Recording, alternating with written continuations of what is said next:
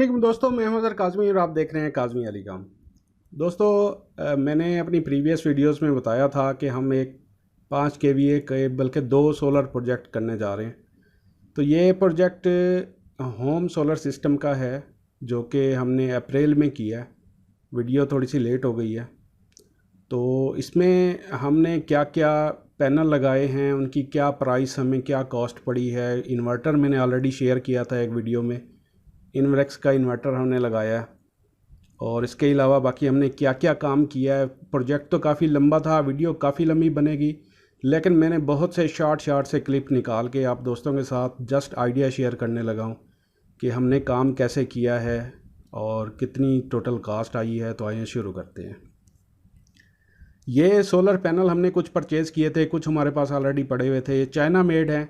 इसमें 12-12-24 यानी साइड पे 12 भी बन जाता है, 24 भी बन जाता है। ZX सोलर, ठीक है। फ्रेम हमने तैयार करवाए हैं, 2 छतों पे हमने लगाए हैं और एक फ्रेम पे 8 पैनल आए हैं। टोटल हमने 24 पैनल लगाए हैं। 12-12 की 2 स्ट्रिंग्स हमने लगाई हैं क्योंकि एक छत पे पूरे नहीं आ रहे थे, तो 16 एक छत पे लगाए हैं और यहाँ हमने 8 जो हैं दूसरी छत पे आके लगाए हैं। तो ये हमारे पैनल इस तरह 12-12 की हमने सीरीज़ बना के तो टोटल हमने 24 पैनल लगाए हैं क्योंकि हमारे इन्वर्टर की रिक्वायरमेंट ही जो है वो 16 एम्पियर की है। तो 8-8 एम्पियर की हमने 2 सीरीज़ बना ली हैं। तो ये पैनल लगा दिए हैं। उसके बाद हमने इसकी जो फ्रेम था उसकी बेस बनाई है सीमेंट से। वायरिंग इसकी की है। वायरिंग इसकी बहुत ही आसान थी। कनेक्टर इसके ऊपर लगे हुए थे, प्लस और माइनस, क्योंकि इसकी जो इसके कनेक्टर बॉक्स थे वो बिल्कुल साइड पे थे जैसे कि आपको नज़र आ रहे हैं। तो हम एक की प्लस और दूसरे की माइनस लगाते गए हैं। तो यही कनेक्टर हमारे इस्तेमाल हुए हैं। हमें वायर्स जो हैं काट के नहीं लगानी पड़ी। कुछ वायर्स हमें कनेक्ट करनी पड़ी हैं जो हमने 8-8 तो ये हो गए। उसके बाद जो हमने 8 में 4 ऐड किए हैं यानी 12-12 बनाए हैं। तो उसमें हमें वायर क्योंकि दूसरी छत पे लेके जानी थी तो वहाँ पे हमें जो है जॉइंट करने पड़े हैं। तो ये इस तरह हमारी वायरिंग जो है इन फ्रेम्स के ऊपर कंप्लीट हुई, बड़ी सफाई से आपको नज़र आ रहा होगा। इसके बाद हमने इनको अर्थ भी किया है। अर्थिंग हमने कंप्लीट की है, टोटल इस्तेमाल की है। हमने प्लेट से प्लेट, पैनल से पैनल अर्थ किया है फ्रेम के ऊपर जहाँ पे पैनल के नट बोल्ट लगे हुए थे। ये आपको दिखाते हैं। इसको पैनल टू पैनल ये अर्थ भी हो गया, इसका फ्रेम भी अर्थ हो गया। इसके बाद हमने 2 इन्वर्टर लगाए हैं, 2 UPS लगाए हैं, यूँ समझ लें। उन दोनों को भी हमने अर्थ किया। यही अर्थिंग हम वहाँ पे लेके गए हैं। हमारी जो घर की मेन वायरिंग है वहाँ भी अर्थिंग है, तो वो सेम अर्थ ही हमने यूज़ किया है क्योंकि वो काफ़ी अच्छा अर्थ हुआ था। तकरीबन 40 से ज़्यादा फुट नीचे हुआ था।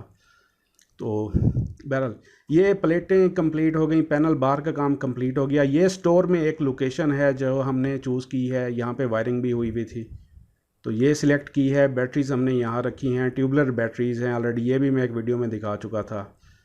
और इन्वेक्स का हमने UPS इस्तेमाल किया है 5 kVA का। ये भी ऑलरेडी मैं इसकी भी वीडियो शेयर कर चुका था कि हम ये प्रोजेक्ट करने जा रहे हैं और इसकी ये आपके सामने यूनिट रखा हुआ है।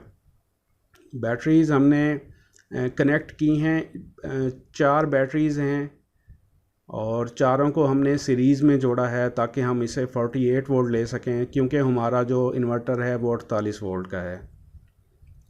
तो ये इन्वर्टर के साथ हमने बैटरी की वायर्स लगा दी हैं। और क्योंकि इस रूम में ड्रिल मशीन का काम था, DB पैनल हमने लगाना था, इन्वर्टर को भी लटकाना था, बाकी काम भी करने थे, तो सबसे पहले हमने इसको इन्वर्टर को DC दे के तो हमने इससे इन्वर्टर से AC आउटपुट लेके अपने ड्रिल से काम चलाया। तो इस तरह ये काम हुआ है। और ये छोटा सा एक DB पैनल लगाया है जिसमें हमने जितनी भी हमारे रिक्वायरमेंट के मुताबिक DC ब्रेकर थे, इसकी डिटेल में आपको बाद में बताता हूँ। ये सारे उस एम्पेयर के हिसाब से हमने लोड के हिसाब से या इनपुट के हिसाब से सारे DC ब्रेकर यहाँ पे लगाए हैं और ये आपके सामने हैं। ये DB पैनल हो गया। इसकी वायरिंग जो हमने की है प्योर कॉपर वायर से की है और UPS इन्वर्टर की जो वायरिंग की है वो आपके सामने है। बैटरी और ये हो गया हमारा पीवी यानी सोलर पैनल से जो हमने ली है, और यहाँ से हमने इसको वापडा कनेक्ट कर दी है। वापडा इनपुट आउटपुट न्यूट्रल को कॉमन कर दिया, इस तरह ये कनेक्ट हो गया। उसके बाद ये डक्ट पट्टियाँ भी लगा दी हैं और जितनी भी वायरिंग या सेफ्टी मेजर्स थे वो भी कर दिए हैं। एक ब्रेकर भी लगा दिया है बैटरी के ऊपर। वायरिंग सारी तकरीबन यहाँ पे हमारी जो है कंप्लीट हो चुकी। जी दोस्तों, वायरिंग कंप्लीट हो चुकी है और यहाँ पे हमने एक डीबी बॉक्स लगाया जिसमें कंट्रोल ब्रेकर हैं हमारे पास। सोलर के लिए, डीसी सोलर के लिए हमने लगाया है, एसी वापडा मेन के लिए है, और ये 2 यूपीएस लगाए हैं हमने, एक्टिव और स्टैंड बाई। ये दोनों के लिए हमने अलग अलग लोड के ब्रेकर लगा दिए। चेंज ओवर लगा दिया हमने यूपीएस 1 और यूपीएस 2 पे, और वापडा और सोलर के लिए भी एक चेंज ओवर लगा दिया। इसमें जो अर्थिंग वाली वायर हमने यूज़ की है वो 0.4 mm की है, और जो सोलर पैनल से हम लेके आए हैं नीचे वो 10 mm की वायर है। इसमें एक ब्रेकर हमने यूज़ किया है, 100 एम्पियर का ये ब्रेकर है, और ये यहाँ पे अमूमन जो है डीसी ब्रेकर इस्तेमाल किया जाता है। ये हमने बैटरी के ऊपर लगाया है ब्रेकर, लेकिन हमने जस्ट बैटरी को आइसोलेट करने के लिए यहाँ पे ब्रेकर लगाया हुआ है। वैसे जो प्रोफेशनल लोग हैं उसमें डीसी एम्पेयर वाला ब्रेकर यूज़ करते हैं, लेकिन वो हमारी लोकल मार्केट में अवेलेबल नहीं है। और वैसे इंडस्ट्रीज़ में, टेलीकॉम सेक्टर में डीसी के लिए डीसी फ्यूज़ यूज़ होते हैं। बहरहाल हमने जस्ट आइसोलेट करने के लिए यहाँ पे ब्रेकर दिया है, ताकि हमें कभी बैटरी पे काम करना पड़ता है या फिर जब हमारा यूनिट ट्रिप हो जाता है, कोई एरर दे देता है, तब भी हमें जो है बैटरी आइसोलेट करनी पड़ती है। बजाय इसके कि हम वायर्स इसकी खोलें, तो हमने एक ब्रेकर यहाँ पे लगा दिया है, हम इसको बैटरी को कट ओवर कर सकते हैं। बाकी ये हमारा एक्टिव यूनिट हो गया, और ऊपर हमने एपीसी का लगाया है। ये हमारा स्टैंड बाई यूनिट हो गया, वो जस्ट इमरजेंसी के लिए हमने लगाया है, और उसकी वायरिंग भी सारी हमने यहाँ पे दे दी है। तो ये हमारा सेटअप है, इसको भी टेस्ट कर लिया गया है, बिल्कुल ओके है। पूरे घर का लोड तकरीबन फ्रिज, मोटर, ओवन, इस्त्री, डीसी इन्वर्टर, एसी, ये सारा कुछ हमने इस पे लोड डाल के देख लिया। हमारा बिल्कुल जो है वर्क परफेक्टली कर रहा है।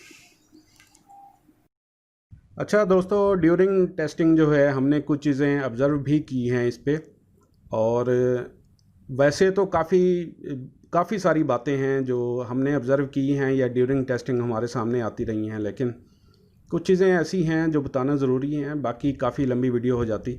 एक तो यूँ समझ लें कि ये यूनिट आपका कॉन्टीन्यूसली 24 वाट लोड लेता रहता है, और इसमें हमने ऑब्ज़र्व किया है ये मिनिमम 24 वाट आपको बता रहा हूँ, ये मैक्सिमम भी ले सकता है। अब ये देखें, जैसे इस वक्त सारा लोड इन्वर्टर पे था, सोलर पे था, मैंने वापडा ऑन की है तो इसने लोड वापडा से ले लिया। ये चीज़ें भी ऑब्जर्वेशन में आई हैं, लोड सारा इसने वापडा से ले लिया। फिर इसने जब सेंस किया है कि वापडा मेरे पास है और मेरे पास इस वक्त सोलर की कैपेसिटी भी पूरी है, और फिर बैटरी से भी ये इस वक्त कुछ नहीं ले रहा था, ज़ीरो ले रहा था बिल्कुल। ये फिर आहिस्ता आहिस्ता एम्पियर को कम करता आता है। ये हमें मीटर पे, एम्पियर मीटर पे तकरीबन 1.25 एम्पियर शो करवा रहा होता है, लेकिन हम अगर वापडा एनर्जी मीटर पे जाके चेक करें तो वहाँ पे कांस्टेंट 24 वाट का लोड जो हमें शो होता है। लेकिन आई थिंक ये जो है वापडा से, ये कैपेसिटिव लोड का चक्कर है, ये वापडा से कुछ ना कुछ लेता ही रहता है। बहरहाल ओवरऑल इसके जो है जितनी हमें ज़रूरत है इसकी, क्योंकि हमने इस पे 2 डीसी इन्वर्टर चलाने हैं और बाकी तकरीबन घर का लोड है। फ्रिज हो गया, एसी हो गया, ऑलरेडी फ्रिज हो गया, मोटर हो गई, बाकी छोटी मोटी टेलीविज़न हो गया, ये सारी चीज़ें इस पे हम चला लेते हैं, इसका कोई इशू नहीं है। जो हमारी रिक्वायरमेंट थी, हमने 6000 वाट के पैनल यूज़ किए। और इसकी कास्ट की अगर बात की जाए तो हमें ये तकरीबन 5 लाख में ये इसका एस्टीमेट पड़ा है। 80,000 रुपये की बैटरीज़ हैं, 96,500 का इन्वर्टर है, और 2000 पर पैनल हमें स्टैंड की कास्ट पड़ी है। और इसके अलावा बाकी इसकी वायरिंग हो गई, ब्रेकर वगैरह हो गए, ये सारी चीज़ें मिला के, सीमेंट मजदूरी, ये सारी चीज़ें मिला के हमें ये 5 लाख में जाके पड़ा है। ये अब तक ये टेस्टिंग में रहा है और यूनिट अल्हम्दुलिल्लाह बिल्कुल ठीक चल रहा है। आप दोस्तों के साथ ये शेयर करना था। एक दूसरा प्रोजेक्ट भी किया है, वो भी इंशाल्लाह आप दोस्तों के साथ जल्द शेयर करूँगा। तो आज तक की वीडियो यही है, नेक्स्ट वीडियो तक के लिए अल्लाह हाफ़िज़।